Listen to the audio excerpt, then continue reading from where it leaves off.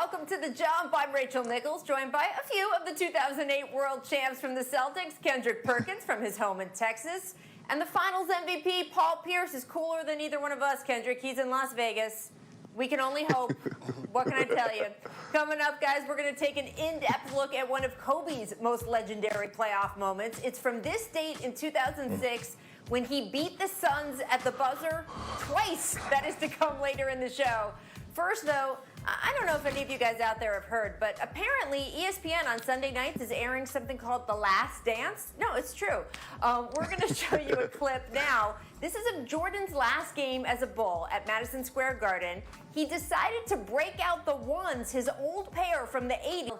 Dropped all kinds of baskets on the Knicks. Anyway, shoes, though, part of the key to what became an unprecedented level of fame for him. The shoes, the Gatorade commercials, all of it. Paul, what would you say is the significance of Jordan's impact off the court? Oh, my gosh. You wouldn't even be able to believe. I mean, especially shoe game. I mean, he had me going to McDonald's more. I wanted to even work at McDonald's, but I'm going to tell you a story, especially with the shoes. Well, I remember being in 6th grade, and I remember selling candy for like at least 2 months so I can get a pair of the Air Jordan 4s. They were $100 at the time. I sold candy for like 50 cents, $1. And I wound up getting a pair. And I'm telling you, when you had a pair of Jordans in the early 90s, late 80s, you was the man. So I remember when I got those, man, I kept them clean. I had the toothbrush scrubbing them every day. Man, just his off-the-court presence. Everybody wanted to just watch Michael Jordan. What was he doing? Chewing gum. I bought Wheaties because of Jordan. I had a Wheaties posters because every Wheaties box came with a Jordan poster, man. It was just his impact. Not only did people want to be like him on the court, but off the court, you just want to be as close to him as you could. And P, you speaking the whole truth and nothing but the truth. Facts. Rachel, Paul, y'all remember that song? If like I could Mike. be like Mike, I want to be like Mike. Right. Listen, no disrespect to all the greats before him, you know, that wore the Chuck Taylors, the Converse, Kevin McHale, Larry Bird, Isaiah Thomas, and Magic did that, Converse commercial. They were kind of like the circus, you could go to the circus, you could see the clowns and animals, but when Jordan came along, he changed the game. He was like Disneyland and Disney World, magical roller coasters. Like he brought a whole nother swag to the game. Like, think about this. Still to this day, lines are wrapped around the corner at every mall in America when Jordans are being released. Yes. Like, that's unheard of. Like, no, any other guy could put out. Man, let me tell you something. I mean, I think Zion is going to be great. He's already shown he could be great. Ja Morant, Trae Young, but Luka's got a head start so far ahead of them that I don't even know if they could catch up, because we're talking about a guy who's only in his 2nd year. And the scary thing is he's not even in his prime. He can get better. Everybody, all these talents are going to get better. How much better is Luka going to get? It's hard to. We know he's going to get better. He's going to learn the game more. He's going to get stronger. He's going to get smarter. What I'm disappointed is, and no disrespect to the other guys, how did he only get 17 votes? I think if you're starting a team today. Paul, he wasn't even drafted first overall. So don't ask the question of how he could have only gotten 17 votes. Come on. Only 17. That should have been a unanimous decision. I got a feeling that those other 3 votes came from those teams' organizations and not anyone else. Seriously, like Luka Doncic. I mean, look, he's in the MVP conversation before the season ended. I mean, we were talking about him possibly being an MVP candidate along there with Giannis, LeBron, James Harden, these guys. That's almost unheard of for a guy in his 2nd year. I mean, come on. I mean, obviously, his skill level, his versatility, and I know people say, oh, he's not athletic in the way, like, say, a LeBron is, because, by the way, nobody is. But he is physical at his position, and I think people, once they see him play in person, realize the physical advantages he has over some of the guys he's going up against. My only reservation isn't about how good Luka is, because he's clearly exceptional. It's just that Zion is still such an unknown package. We've seen him play so few games. I can't even really judge him yet, right? I mean, there's a game where he hit, 4 or 5 threes in a row.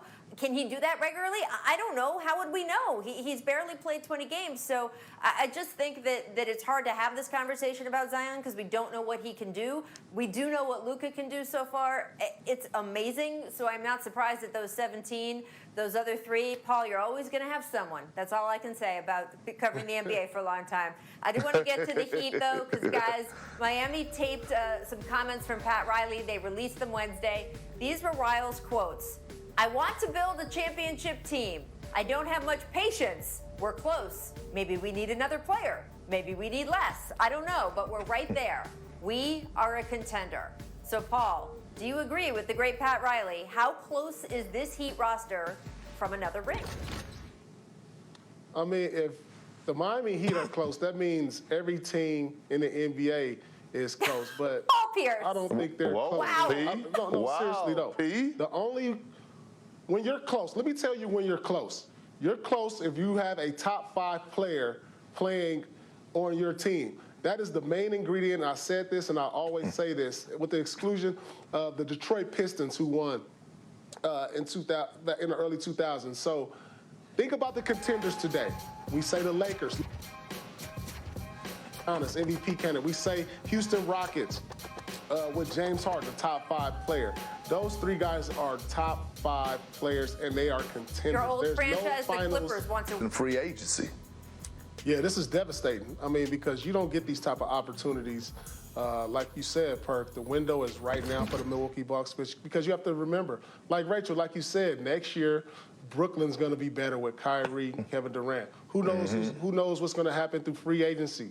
Who knows what's going to happen through trade? You can see the Celtics, get to that level next year. Miami Heat, we talked about them, or even the Philadelphia 76ers. Teams are going to get better a year from now if we assume that the season starts back next year. There's going to be various trades, various signings that the teams are going to try to improve to make that leap. And like you said, who knows what's going to happen with Giannis? Free agency coming up, looming. This is if I'm Giannis, I'm devastated if we don't have an opportunity to continue this season, because like you said, these windows, they don't come around too often, championship windows, and theirs is now, and who knows what might happen next year. Yeah, and you guys know, you won a title, you understand this. It's so many different things that have to line up. We're showing stuff about Giannis's contract on the screen right now. I can hear all the Bucks fans saying, he's gonna stay, he's gonna stay. My guess, if I had to guess, and this is not based on any reporting, it's a guess. If I had to guess, I would say Giannis Antetokounmpo will be a Milwaukee Buck next season. That's not the only issue. There are other teams that are going to be in the race are just as much of a factor as who's on your team. So many different things have to fall your way. Injuries have to fall your way one way or the other. Health has to line up. So the fact that things were churning so well for Milwaukee, Giannis dealing with that pesky little knee thing, but not a big deal going into the playoffs. They were lined up this year to really dominate. And I think it's going to be a big deal for them if they don't get to play it out. And they're not the only ones. I want to move on to a tweet from LeBron James. This is what he just put up this morning. Oh, yes. He said, saw some reports about execs and agents wanting to cancel the season.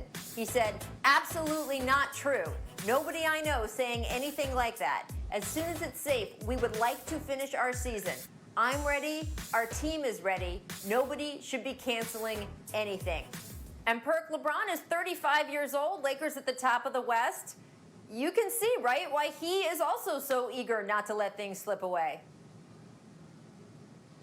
Look, Rachel, Braun is feeling some type of way, and he should. When we talk about that window, his window is very small right now for us, him winning another championship or championships, and each season matters. And when we're talking about LeBron James and the Los Angeles Lakers, they were just hitting their stride. They were playing at a championship level. LeBron was playing at an MVP level, and I'm with Braun.